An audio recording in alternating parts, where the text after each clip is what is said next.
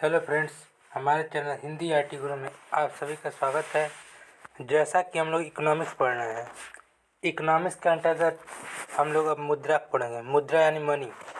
Money क्या होती है यानी मुद्रा क्या होती है? मुद्रा वह वस्तु होती है जो विनिमय के माध्यम के रूप में स्थगित भुगतान के मान, मूल्य, व्यापक तथा मूल्यों के संचय के रूप में कार्य करती है। मुद्रा कहलाती है।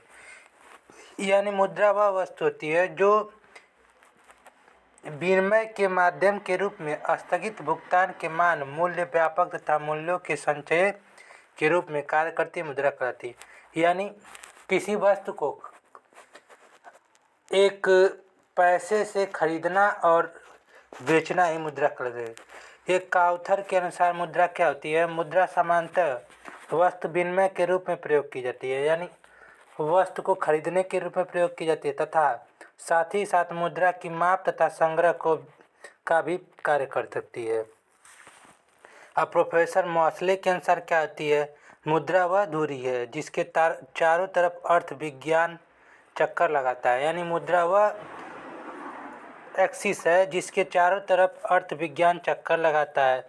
अब हार्टले, विदेशर तथा वाकर के अनुसार मुद्रा वह है जो मुद्रा का कार्य करे। यानी कॉइन वह मुद्रा वह है जो मुद्रा का कार्य करे। रॉबर्टसन के अनुसार मुद्रा एक अच्छी दासी है परंतु बुरी स्वामिनी है। यानी मुद्रा एक अच्छी दासी है परंतु बुरी स्वामिनी है। अब ग्रेशम का नियम क्या है? बुरी मुद्रा यानी पुरानी मुद्रा अच्छी मुद्रा को चलन से बाहर कर देती है। यानी पुरानी जो मुद्रा होती है वो अच्छी मुद्रा को चलन से बाहर कर देती है। अब साख मुद्रा यानी क्रेडिट मनी क्या होती है? यह मुद्रा व्यक्ति के साख पर निर्भर करती है जिसे कोई वैधानिक दर्जा प्राप्त नहीं होता है, अर्थात इसे स्वीकार करना व्यक्ति के ऊपर निर्भर करता है, जैसे चेक, ड्राफ्ट, शपथ पत्र तथा हुड़की। अब वैज्ञानिक मुद्रा क्या है? वह जो भारत सरकार या ऐसी मुद्रा जिसका निगम भारत सरकार या आरबीआई के द्वारा किया जाता है वह वैधानिक मुद्रा कहलाती है। यानी वह मुद्रा जो आरबीआई या भारत सरकार के द्वारा जारी किया जाता है उसे वैधानिक मुद्रा कहलाती है। यह विधि सम्मत होती है, जैसे रुपया पैसा। भारत विश्व का 5वां ऐसा देश है जिसके पास अपने मुद्रा यानी प्रतीक चिन्ह है, जैसे दूसरे देश का डॉलर, एन, यूरो, पाउंड और भारत का रुपया होता है। रुपए का प्रतीक चिन्ह जुलाई 2010 में आईआईटी मुंबई के इंजीनियर डी उदय कुमार ने दिया था। अब मुद्रा की तरलता क्या होती है? मुद्रा की तरलता से आशय यह है कि वह बिना किसी हानि के वस्तु या सेवा में परिवर्तित हो जाती है। यानी किसी भी प्रॉफिट या लॉस में सेवा में परिवर्तित हो जाती है, वह मुद्रा कहलाती है। या वह शाखा जिसके अंतर्गत सिक्का का अध्ययन किया जाता है, यानी वह शाखा जिसके अंतर्गत कॉइन का अध्ययन किया जाता है उसे मुद्रा शास्त्र यानी न्यूमोस्टैटिक्स कहा जाता है। अब सिक्का दो प्रकार का होता है, एक सीमित सिक्का होता है, दूसरा असीमित सिक्का। सीमित सिक्का वह होता है वह सिक्का जो सरकार के द्वारा चलन से बाहर कर दिया जाता है उसे सीमित सिक्का कहलाता है। यानी वह सिक्का जो सरकार के द्वारा इस चल रहे सिक्के से बाहर किया जाता है उसे सीमित सिक्का कहते हैं, जैसे 5 पैसा, 10 पैसा, 20 पैसा, 25 पैसा और 50 पैसा यानी अठन्नी। और असीमित सिक्का क्या होता है? वह सिक्का जो वर्तमान में चलन में हो उसे असीमित सिक्का कहते हैं, जैसे 1 रुपया, 2 रुपया, 5 रुपया, 10 रुपया। अब पंचमार्क सिक्का क्या होता है? इस प्रकार के सिक्कों को गर्म करके पीटा जाता है, यानी पंचमार्क सिक्के को गर्म करके पीटा जाता है, उसके बाद उसे उचित आकार दिया जाता था। तत्पश्चात उस पर आकृति बनाई जाती थी। इस प्रकार का सिक्का पंचमार्क या आहत सिक्का कहलाता है। यानी पंचमार्क सिक्का वह होता है जिसे गर्म करके पीटा जाता है और उस पर उचित प्रकार की आकृति बनाई जाती थी, उसे पंचमार्क सिक्का कहलाता है। पहली बार अपनी मुद्रा को रुपया कहकर संबोधित करने वाला मुस्लिम शासक शेरशाह सूरी था। यानी सर्वप्रथम मुद्रा को रुपया कहकर शेरशाह सूरी ने पुकारा था। मोहम्मद गौरी ऐसा शासक था जिसने अपनी मुद्रा पर लक्ष्मी जी का तस्वीर बनवाया था। यानी मोहम्मद गौरी ने सर्वप्रथम अपनी मुद्रा पर लक्ष्मी जी का फोटो बनवाया था। अब मुद्रा का विकास कैसे हुआ? मुद्रा का विकास मनका, फिर स्वर्णमान, फिर रजतमान, धातुमान, पत्रमान, प्लास्टिक मनी एक कैशलेस से हुआ। अब विमुद्रीकरण क्या होता है? जब किसी अर्थव्यवस्था में काले धन की अधिकता हो जाती है, यानी जब किसी अर्थव्यवस्था में ब्लैक मनी की अधिकता हो जाती है, तो एक समांतर अर्थव्यवस्था जन्म लेती है। यानी ब्लैक मनी की बहुत ज़्यादा अधिकता हो जाती है, तो एक समांतर अर्थव्यवस्था जन्म लेती है। इस समस्या से निपटने के लिए जो प्रक्रिया अर्थव्यवस्था जन्म लेती है, इस समस्या से निपटने के लिए जो प्रक्रिया अपनाई जाती है, उसे विमुद्रीकरण कहलाती है। इसके अंतर्गत चलन मुद्रा को चलन से बाहर करके उसके स्थान पर नई मुद्रा को चलन में लाया जाता है। 8 नवंबर सन 2016 में जब विमुद्रीकरण किया गया था, तब 500 की पुरानी नोट तथा 1000 की नोट का चलन से बाहर करके उसके स्थान पर 500 की नई नोट तथा 2000 की नोट पहली बार चलन में आई। अब तक कुल 3 बार विमुद्रीकरण किया गया है। पहला 1946 में, दूसरा 1977 में, तीसरा 2016 में। अब मुद्रा का अवमूल्यन: जब किसी देश के द्वारा अपने देश की मुद्रा की विनिमय दर को अन्य देशों की तुलना में जानबूझकर कम कर दिया जाता है, यानी किसी देश के द्वारा अपने देश की मुद्रा विनिमय दर को अन्य देशों की तुलना में जानबूझकर कम कर दिया जाता है ताकि निवेश बढ़ सके, तो यह घटना मुद्रा का अवमूल्यन कहलाती है।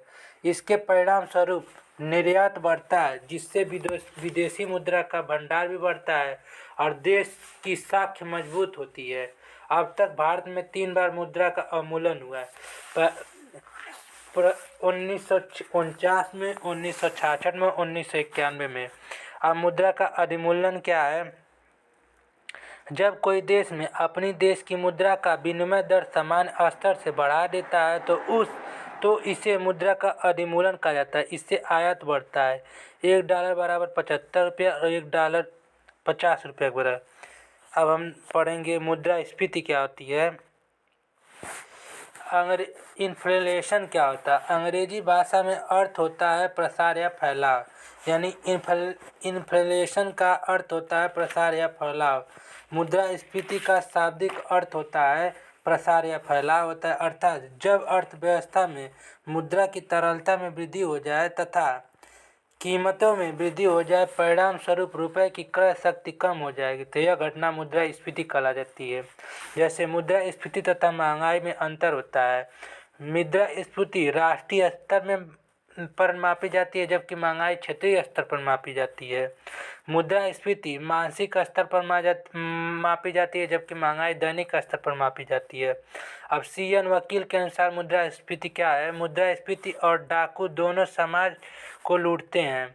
डाकू को पकड़कर न्यायालय द्वारा दंडित किया जाता है, परंतु मुद्रास्फीति को दंडित नहीं किया जा सकता। CN वकील के अनुसार मुद्रास्फीति और डाकू दोनों समाज को लूटते हैं। डाकू को पकड़कर न्यायालय द्वारा दंडित किया जा सकता है, परंतु मुद्रास्फीति को नहीं। अब मुद्रास्फीति के प्रकार: मांग जनित मुद्रास्फीति: मांग बढ़ेगी तो आपूर्ति कम होगी, कीमत स्तर भी बढ़ेगा, मुद्रास्फीति भी बढ़ेगी। जब किसी अर्थव्यवस्था में मांग में वृद्धि हो परंतु आपूर्ति में कमी रहे, जिससे वस्तुएं एवं सेवाओं के कीमत स्तर में वृद्धि हो जाएगी, इसके परिणाम स्वरूप मुद्रास्फीति उत्पन्न हो जाएगी। अब लागत जनित मुद्रास्फीति क्या होती है? वस्तुओं की लागत बढ़ेगी तो उत्पादन भी घटेगा, कीमत स्तर में मुद्रास्फीति बढ़ेगी। जब किसी अर्थव्यवस्था में वस्तुओं की लागत में वृद्धि हो जाए, जिसके परिणाम स्वरूप उत्पादन में कमी आ जाए, जिससे कीमत स्तर में वृद्धि हो जाएगी, फलस्वरूप मुद्रास्फीति उत्पन्न हो जाएगी। अब रेंगती हुई मुद्रास्फीति क्या होती है?